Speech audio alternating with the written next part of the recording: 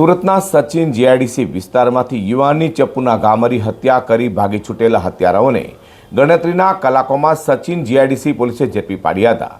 તો પ્રેમિકાને હાથ લગાવતા બે તમાચા મારતા યુવાનની હત્યા કરાયાનું સામે આવ્યું છે.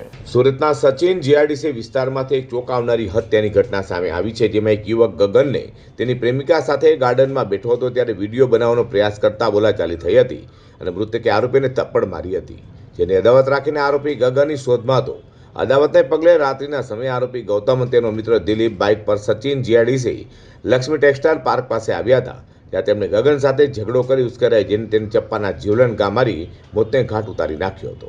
બનાવની જાણ થતાં જ પોલીસ દોડી ગઈ હતી અને ગણતરીના કલાકોમાં જ હત્યારાઓ ગૌતમ જયરામ દલાલ અને દિલીપ નિગવાન નામના હત્યારાને ઝડપી પાડ્યા છે.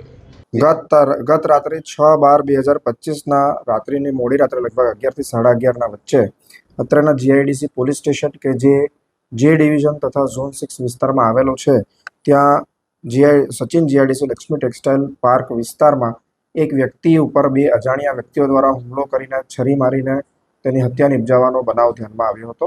આ બનાવ અંગેની કોલ પોલીસ સ્ટેશન ખાતે આવતા પોલીસે ત્વરિત પગલાં લઈ સ્થળ પર પહોંચી તપાસ કરતા જાણવા મળેલ હતું કે આ કામના ભોગ બનનાર કે જેનું નામ ગગન કુમાર ઉર્ફે ગૌરવ મહાનંદ દાસનાઓ તેમના મિત્રો સાથે તેમના કામ કરવાના ખાતાના સ્થળે બહાર બેઠા હતા.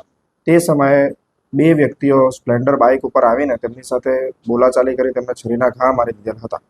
આ ગુનેગારોના નામ છે ગૌતમ જયરામ દલાઈ કે જેની ઉંમર 19 વર્ષ છે અને તે રાજુભાઈ પત્રાની ચાલમાં રહે છે તથા તેનું મૂળ વતન ગંજામ ઓડિશા છે.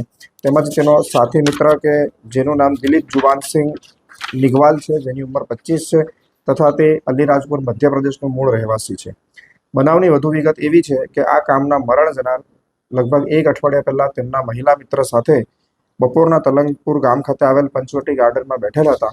તે સમયે આ કામના આરોપી કે જેનું નામ ગૌતમ જયરામ દલાઈ છે, તેઓ ત્યાંથી પસાર થતા હતા અને તેઓ તેમની ભોગ બનનારની મહિલા મિત્ર બાજુ તરફ જોતા સામે જોવાની બાબતે તેમની વચ્ચે વિવાદ થયો હતો. આ કામના આરોપીએ તેમનો વિડીયો બનાવવાનો શરૂ કર્યો હતો અને આ બાબતે વધુ વિવાદ થતાં તેમની વચ્ચે ખટરાગ રહી ગયો હતો. આ ખટરાગનો વેર વાળતા આ કામના ભોગ બનનારને આરોપી કેટલાક સમયથી શોધી રહ્યા હતા અને ગઈકાલે જ્યારે તેમને તેમના લોકેશન અંગે ખબર પડતા સ્થળ પર પહોંચી વિવાદ કરીને છરી મારી દેતા કામના ભોગ બનનારનું મરણ થયેલ છે.